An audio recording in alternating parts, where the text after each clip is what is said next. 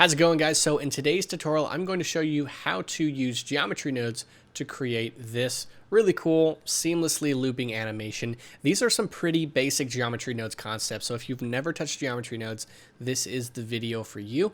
I'm not going to be going really in depth, and I'll be doing my best to explain what's going on with geometry nodes. We're not going to be using a whole lot of nodes for this. So let's go ahead, get a new folder here. Now, if you want a really simply explained sort of intro to geometry nodes video, I just posted that on my Patreon. You can get that linked in the description. That's for tier 2 and tier 3 there on the Patreon. All right, so let's go ahead, hit Shift A, or we're going to go ahead and get a cube. Just like a lot of my classic loop tutorials, we're going to be using the cube as our base object. Now we're going to hit Tab, go right up here. We're going to go to the face select. I'm going to hold down Shift, click that one, hit X, and we're going to click faces. Now what I'm going to do is here in edit mode, I'm going to hit A to select all my faces. I'm going to hit SY8.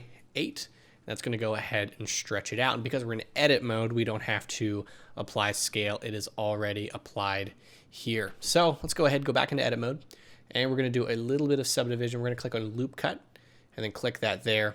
And then we're going to go ahead and just bring it right about there. Now we're going to click the middle one, and I believe maybe one click gets us some nice squares here. We'll click there, click once right there on the number of cuts, and then we'll do that on every side until we have a nicely subdivided cube. Now it doesn't have to be very dense because we'll be using some geometry nodes magic. Let's go ahead and just hit Shift A and grab a cube. I'm going to hit G and move him over here. We'll be using him a little bit later. So let's go up here and click on the geometry nodes tab. I'm going to move that because we're not going to be using it. Now what I'm going to go ahead and do is click on our cube here, click new, and here is our geometry nodes node tree. You can title it if you want. Just going to leave it there. And I'm going to hit Shift A and get in a point instance node. Plug that right there. Now let me remove this really quick and explain what these points are if you've never dealt with this. These are our points right there. Those little dots, those are our points. And that's what geometry nodes is going to be looking at for this point instance node. So we'll slap it right there. It disappears because now we need to use the cube that we put in right there. So I'm going to go ahead and click cube 001. That's this guy. And then just to get it out of the way, I'm going to click on him, add a bevel modifier. And then I'm going to bring up my segments to 4 and then bring it down. Sorry, hit the wrong thing. I'm going to bring it down to something like that and shade smooth. So now we have our cubes here. Now they're really big and they're all going into each other and it's not very nice looking. So we're going to go ahead and get in a transform, TRA, Shift A, search transform, and we'll plop it right here. Now what's cool about this is we can go ahead and rotate everything in here, or we can kind of move it around if we want. We can even play with the scale, which is what we want to do. Now in this case, if we want to scale all of them, we'd have to click, drag, and then kind of move them like this, but it's not really doing what I want to do. You can really kind of play with it. What I'm going to use is the attribute fill. So I'm going to go ahead and just type in fill, attribute fill, plop it right there.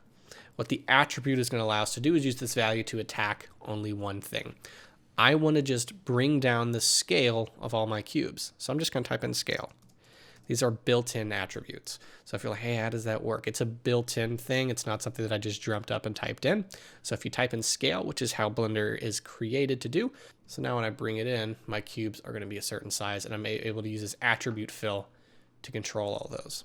So that's pretty cool. Now we're starting to have our little tube here. Now, one thing I want to do is randomize the scale of these cubes to kind of get that grid-like pattern.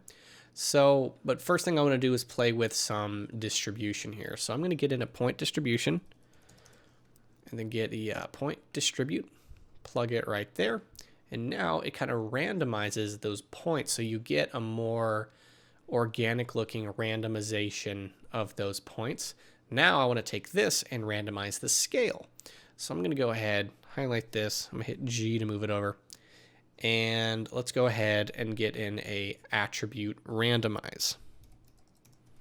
So Shift A, search, I'm going to get attribute randomize. Again, with attributes, you're able to point at one thing and grab it.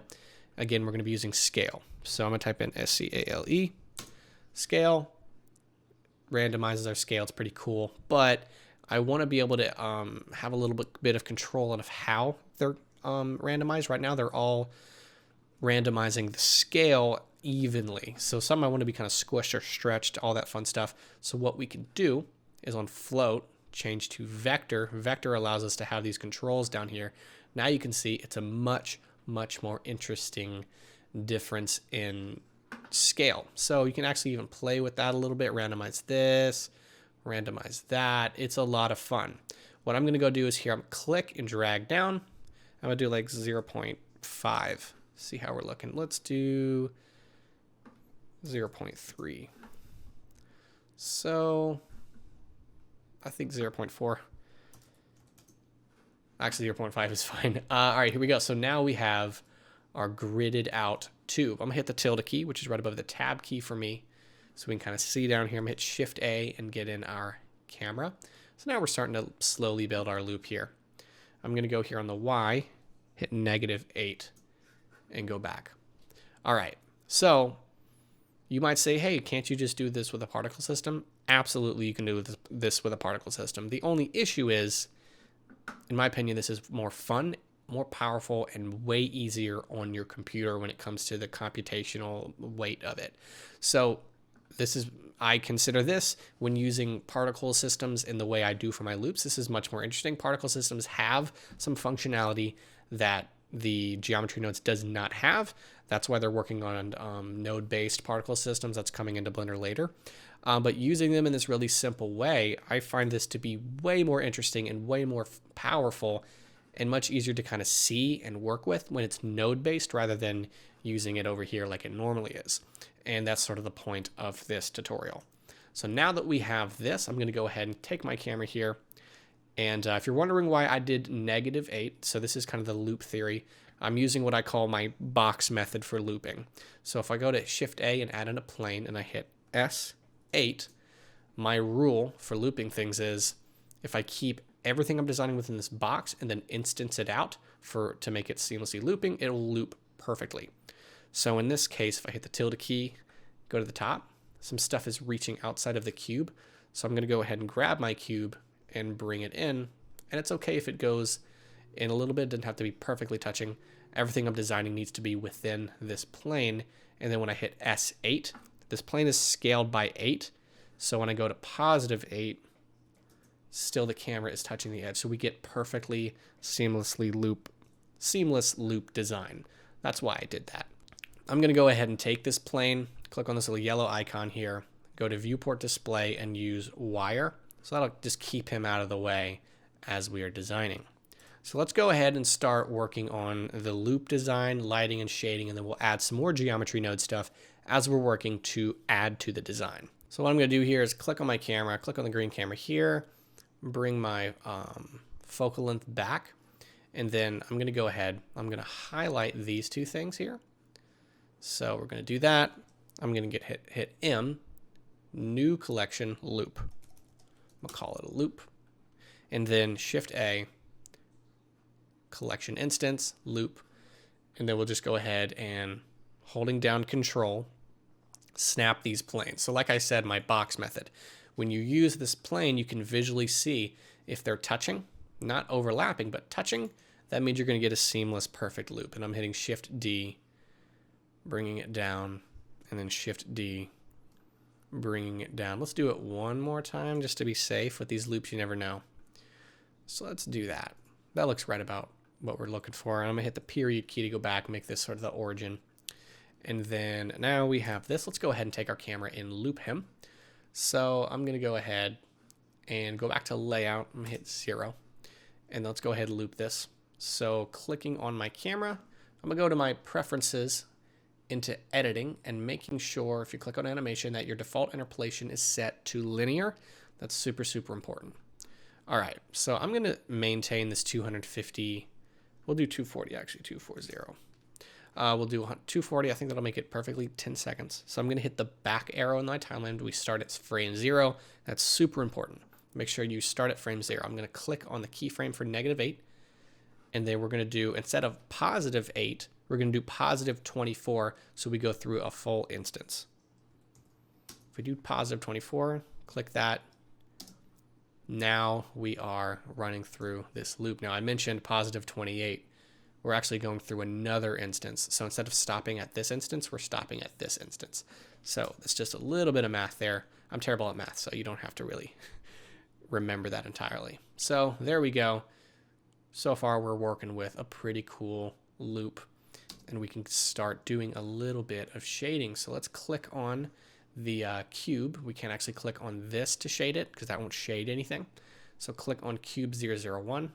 We'll just call this particle, just to remember. So we have particle here. Let's click on shading. I'm gonna hit 0.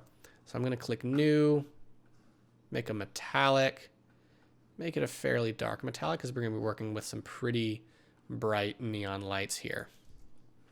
Go back to dark here.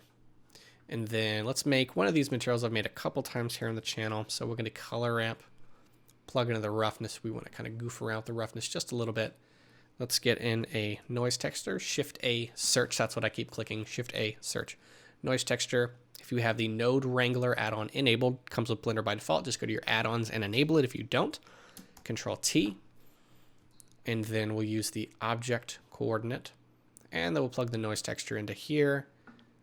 And we're gonna start getting some noise. Now you'll notice it's stretched out. It's stretched out here. It's stretched out there. It's not really gonna behave the right way. Let's try generated, see what happens. Yeah, so it's still gonna be stretched out. That's kind of an issue with these, but it's really not that big of a deal for our shading that we're gonna be doing particularly. If you know a fix, let me know, and I will be sure to highlight that all. If there's a fix to this problem, I'll be sure to pin it in the comments above. So let's do that. We'll bring this in a little bit, and then we'll bring the scale up. Let's get in a Voronoi texture, and then we'll kind of replace this noise texture here. So let's go ahead and put the vector into the vector and the color into here. I'm going to go from Elicidian to Manhattan, I believe. So now we have that. I'm going to bring my scale fairly far up. Now we're going to get a mix RGB and mix these two together. So MIX, mix RGB, plug that there. We'll put him on the bottom socket, put the noise texture on the top socket. So I'm going to go all the way to this noise texture and then bring it in a little bit so we get a little bit of that Voronoi pattern. And now we have our interior shading here for our design. Let's go ahead and add in some volume and some lights because that's really what's going to make this look really cool. I'm going to bring my particle out of the way. So to get some volume, I hit Shift A and get a cube. I'm going to hit S8 so it fills the whole scene. Control A, apply scale. In this little yellow icon, we're going to go to viewport display. Here on display as, we'll go to wire so he doesn't completely hide everything from view and we can kind of move around. I'm going to click on the cube, hit M, and add it to the loop collection so he gets added to all of our collections, which is really important. So let's click on him. We'll go back here to shading and then click new, making sure that cube is selected. I'm going to go ahead and delete this principled. Shift A, get a volume, principled volume, and plug this into the volume and give it a density of 0.1 for now. We may change that later. So we are going to be in the Eevee render engine. So this is trying to render in cycles. So we'll go here to Eevee here. And then now we have this so far. Our world settings is at gray. So click on the world here and go here to black. Shift A. Let's get a light. So we'll get a point light here. And then we'll make it nice and bright, nice and blue, something like that. I'm going to go ahead and bring him down the line a little bit. Look how cool this is. And then we're going to go ahead and just bring that brightness up quite a bit. Now we're going to start working with lighting this entire scene. So let's go ahead and get another light, point light. I'm going to bring him down the scene. In this case, we're going to make him a very vibrant kind of orangey red.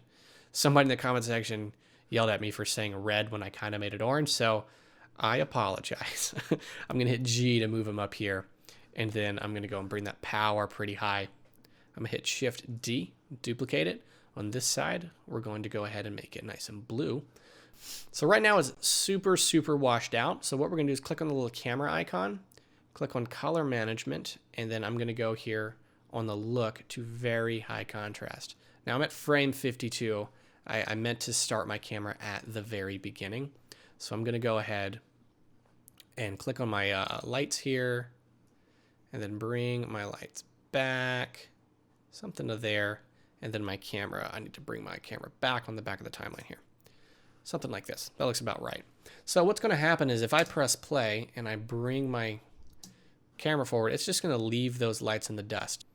All right, so what we need to do is we're going to go ahead and parent these lights to the camera.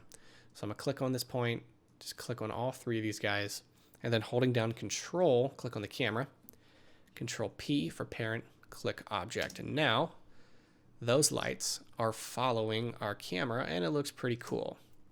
I'm going to go ahead and click on these two lights here, this red one and this blue one. I'm going to go ahead and hit Shift D and move these down the line even farther. I want a lot of lighting going on. So that's kind of lighting this up ahead, giving you a nice spatial volume thing. It's looking pretty awesome. Now I want some glowing, I want some fun, I want this is kind of boring for me. So we're going to go back here. Well, first off, I'm going to click on this cube. So here, click on all of these cubes, and I'm going to hit Shift D, duplicating them all. And that's also going to be duplicating some geometry node stuff. So first off, we want to make a new particle. So I'm going to click here, Shift A, get a plane. I'm going to hit G and move it back. All I want to do here, go back to rendering. All I want to do here is add an emission node. So I'm going to go here to the material, click new. On principled, we're going to go ahead and get emission. Oops, I clicked the wrong thing. Emission, here we go. So we'll make it nice and blue, but that won't matter. We'll fix that later. Here in our EV settings, I neglected to add that. I'm going to go here to the camera view. We need to add ambient occlusion, bloom, screen space reflections, and motion blur. That kind of improves the whole scene a little bit. So we made our little glowing particle. I'm going to click on cube 002, go back here to geometry nodes, click rendering, and here on the point instance, instead of our cube particle, we're actually going to use this plane. So I'm going to double click him and call it glow. So let's click on cube 002 here in the object. So like, remember, we added the point instance, which instanced these cubes all over the place. In this case, now we're going to use the glow. Instance this glow object. Oops. Seems to be, oh, okay. So just like in shading, right here, you need to click this too, so it makes a new node group here. Node tree. Now we can click node. So you can't see our little glowing particle, and that's because it is inside all of these cubes, because it still has the same other settings. So what we're going to go ahead and do is add in a transform node. Shift A, search TRA, transform, we'll plop him right there. And then we can just go ahead and bring that scale in. So it looks like it's the X. So I want to bring the scale in on the X here. We'll bring a couple of these particles out, playing with that density. And then what I want to do here on the attribute scale is kind of play with these to make them these just kind of thin, glowing objects. And I kind of want to play with that color. So let's go ahead, click on the glow particle, maybe make it the orange, something like this. All right, so far we got something pretty cool. And let's go ahead and add one more thing. So let's click on these cubes again. I'm gonna hit Shift D, make another thing. Go back here to geometry nodes. Notice how it says 2. Click that. Let's go ahead and get in a transform. So TRA, transform, plop it right there. And now what I want to do is to bring these out. So we'll bring the scale out like this. Something around, I want to bring it past those lights. And then I'm going to go ahead and Control C on that, Control V on the Z. Bring it out like this. And that's probably way too far out, yeah. So let's bring them in. Bring them in. And so now we have these big particles out there. And then just to have some fun, so we're going to go ahead and bring up a timeline. So bring that up, click here, click timeline. And then I'm going to go ahead and click at the very end and go to frame 0. Having these selected, even though we can just do it here, I like to have some fun and kind of learn geometry nodes. So we're going to stay in here, and that's the Y-axis. So right click, insert keyframe, go to the very end, make sure you're at frame 0, and type in 360, 360, right click, insert keyframe. And then now when you press play, we'll go back here to layout. We have these particles kind of messing around in our scene, doing this really cool thing. We have now created a really cool, really crazy animation loop using geometry nodes in a very simple sense, having a lot of fun. You can change out all these particles and stuff. So there you go, guys. I hope you enjoyed that. I hope you learned something, and I will see you in the next video.